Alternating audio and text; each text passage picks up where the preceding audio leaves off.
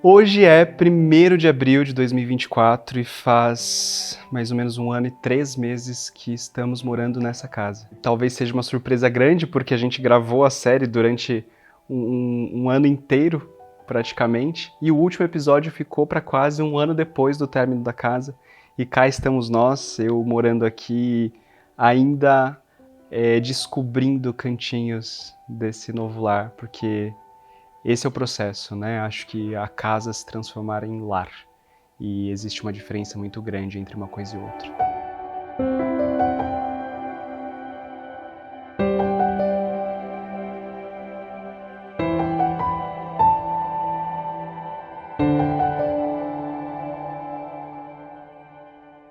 A minha relação com o morar, com o habitar, mudou muito depois que a gente mudou para essa casa, porque aqui é talvez o primeiro lugar em que eu construí do zero, em que eu pude pensar do zero cada um dos espaços que tem aqui dentro. Então, a dinâmica do dia a dia aqui de casa é uma dinâmica muito agradável para mim. Eu não tenho vontade de sair daqui de casa. Eu saio para trabalhar de manhã, então eu tô ali na área íntima, eu acordo, eu venho para cá, para a sala, e é tudo aberto e tudo integrado justamente por isso, porque é o espaço que a gente passa a maior parte dos nossos dias. E aí eu passo o café, eu saio aqui fora, eu tomo meu café olhando para o quintal, para o jardim, só depois eu começo o meu dia. Então faz parte da minha rotina levantar da cama, vir para cá, olhar toda essa paisagem, olhar o sol nascendo bem aqui de frente comigo e contemplar um pouco esse paisagismo do quintal antes de começar meu dia. A gente que é arquiteto, a gente tende a pensar em projetos de ponta, em várias referências, e compilar isso num projeto pro arquiteto, para a casa do arquiteto, é sempre uma tarefa muito difícil. Então, a minha imaginação começou explodindo para uma casa em bloco, que se comportasse distanciada do terreno. Então, o resultado final dessa casa não tem nada a ver com o primeiro projeto. Foi através de uma brincadeira em que eu fui jogando volumes em cima do terreno e vendo o potencial construtivo que ele tinha por causa de um terreno de 1.000 metros quadrados, isso tudo à mão, né, com desenho à mão, com croquis. E foi quando eu mostrei a minha ideia inicial, então, com todas essas referências, com todas essas vontades de usar uma arquitetura muito diferente de tudo aquilo que eu faço, que o meu marido olhou e falou assim: mas cadê a porta imponente? E para o arquiteto, uma porta imponente não é necessariamente primordial num projeto. Eu acho que é uma das coisas que podem compor uma boa fachada.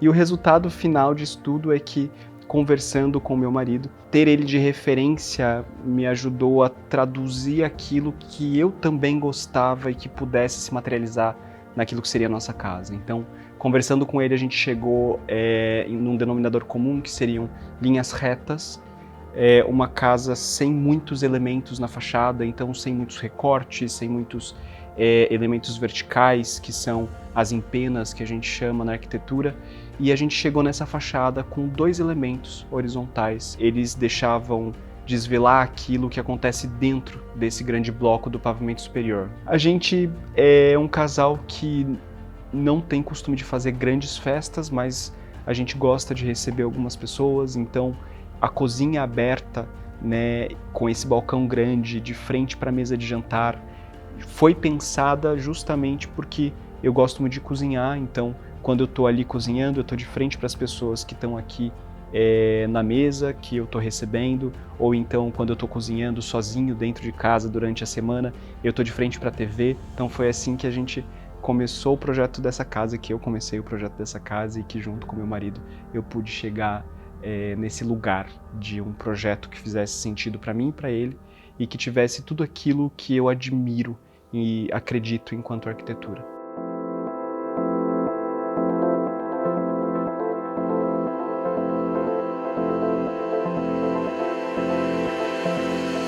Eu acho que a maior dificuldade está justamente em você misturar os seus desejos, os seus sentimentos, os seus anseios com a parte criativa. Quando eu estou pensando num projeto para um cliente, eu não preciso misturar todas essas inseguranças que eu tenho. Agora, quando eu faço e penso num projeto para mim e para meu marido, e portanto para nossa casa, para minha família, eu misturo ali um monte de sentimentos que acabam embaralhando um pouco a minha visão, mas que também me fazem chegar num outro lugar. Então, quando eu decido por um determinado material ou quando eu decido por um determinado elemento, eu sei que é aquilo que vai ficar porque é aquilo que eu decidi. Eu não tenho que entrar em conversa com o cliente para ele validar aquilo, dizer se gosta, se não gosta, alterar e chegar num outro lugar que não esse que eu imaginei. Então, é uma cobrança muito grande no sentido de ser muito assertivo. Então, acho que essa é a maior diferença entre projetar para si próprio e projetar para um cliente. E é mais ou menos como o psicólogo, né, que não pode deixar seus sentimentos se misturarem com os sentimentos do paciente para tratar ele. Quando a gente começou a pensar na casa, a gente teve uma fachada muito larga por conta da medida do terreno. Eu decidi a priori aproveitar toda a extensão dessa fachada com as áreas sociais da casa, porque de frente, né, aqui do lado a gente tem essa paisagem maravilhosa que nunca vai perder, nunca vai ter vizinho de frente. Então as áreas sociais da casa, sala de estar, jantar, cozinha, tinham todas que estar viradas para frente da casa. Isso fez com que a gente pudesse aproveitar o quintal como sendo uma sobra muito grande de área útil do terreno. Vem a calhar o fato da gente gostar muito de paisagismo, gostar muito de planta. Então a gente pensou em toda a casa integrada com a natureza. Não é porque a gente está realmente no meio da natureza, ou seja, com um monte de árvore lá fora, com um jardim cheio de planta, que a gente não tem planta até dentro de casa. E é em cima desse conceito da integração com a natureza que o projeto acontece. Então, o projeto num formato de L, ele permitiu essas áreas sociais com vista para frente e ao mesmo tempo as áreas íntimas muito privativas voltadas para o quintal, que é essa vista do jardim, essa vista do paisagismo. Então, meu quarto, por exemplo, eu sonhava em abrir a janela, abrir a porta dele e de manhã, com o sol da manhã entrando, dar de frente para um jardim bacana, com árvore, com passarinho e com borboleta. E é o que eu vivo todo dia, basicamente, aqui desde que eu me mudei.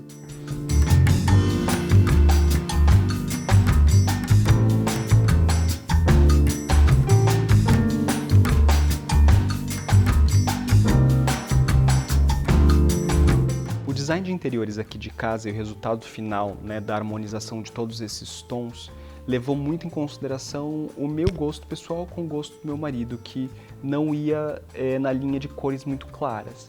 Então, como pano de fundo para todo esse salão, a gente escolheu a tinta preto absoluto, que faz boa parte das paredes aqui da área social da casa, parte do teto, exceto esses 3 panos brancos de iluminação. E para contrastar com isso e levando em consideração aqueles materiais naturais, então a madeira, o concreto e a pedra, a gente foi buscando tons que ficassem neutros e harmônicos e sobretons, sem chamar muita atenção, porque eu acredito que numa decoração o que pode chamar atenção são os objetos. Os objetos de decoração que você traz de uma viagem, as plantas, os móveis, eles não necessariamente precisam chamar tanta atenção. Então, o tom da madeira dos móveis de MDF que a gente escolheu é o mais parecido possível com o tom de uma lâmina de madeira real, né? Uma lâmina de madeira natural. Assim como para a mesa principal de jantar, a gente escolheu uma mesa de madeira rústica. E para contrastar com ela e compor as cadeiras escuras, porque aí a gente tem as cadeiras ressaltando a mesa, a gente não fica com uma coisa misturada, né? Da mesma forma que os MDFs aqui da cozinha são no cinza, o sofá da sala ele puxa para esse cinza também, porque ele é esse background, né, onde por cima a gente coloca algumas almofadas, onde a gente coloca uma manta, onde a gente vai ter a mesinha de centro que tem um tom de verde. Então, em alguns pontos da decoração, a gente já escolheu colocar alguma cor, como na mesinha de centro. Em outros, a gente deixou a cargo de objetos menores de decoração, como a almofada ou eventualmente uma escultura.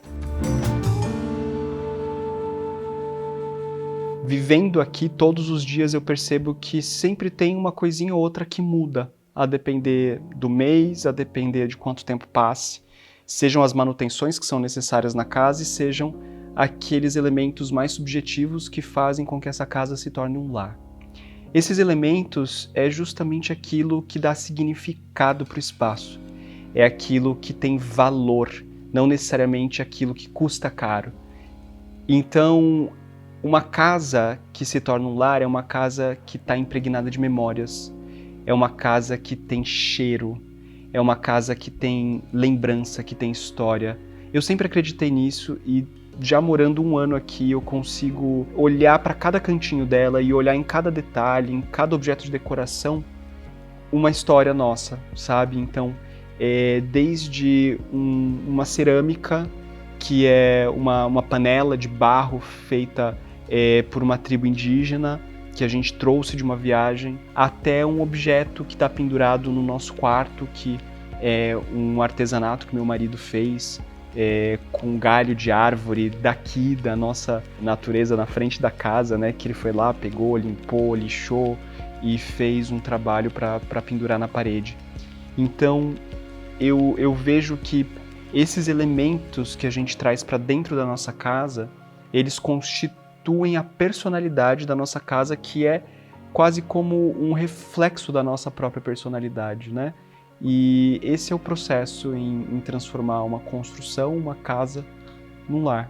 A gente, em um ano, que pode parecer pouco tempo frente a todos os anos que a gente quer passar nessa casa ainda, pode parecer pouco, mas a gente já viveu muita coisa aqui dentro. Desde a dificuldade que eu tive quando mudei para me acostumar com essa casa, para entender que era a minha casa, e entender que eu viveria aqui por algum tempo ainda, e por muito tempo, se Deus quiser.